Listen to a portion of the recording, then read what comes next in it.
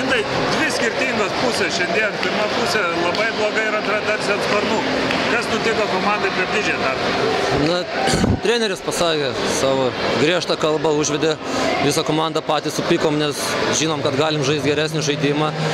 Ir tai pasimatė rezultatai antroje pusėje.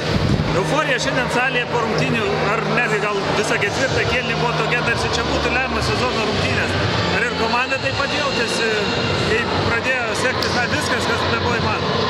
Na, visada tai būna, emocijos irgi užvaldo, paskutinės varžybos namuose, nesinori niekada prie savų žiūrovų pralaimėti, kai jie ateina pažiūrėti mus. Kovojam dėl pergalės ir tas pasimatė mūsų veiduose ir darbuose. Buvo daug kalbų, kad Juventus tarsi rinksis varžovą, tarsi yra galimybė žaisti su Prienais arba Šiauliais. Nusprendėt nežaisti su Likimu ir pasirinkot Šiaulius. Ką manai apie būsimą varžovą ketvirtfinalyje ir kokias prognozės galbūt galėtų būti po dviejų reguliarių sezono rungtynių, kurios pasibaigė gana įtikinamom Šiaulių pergalė? Na, manau, mes savo klaidas visas svarstysime, ką blogai darėme ir sieksime tik pergalės. O tų varžovų tikrai nesirinkome ir nenorėjome rinktis. Šiandien gana aktyviai grūmėsi su varžovo aukštaūgiais.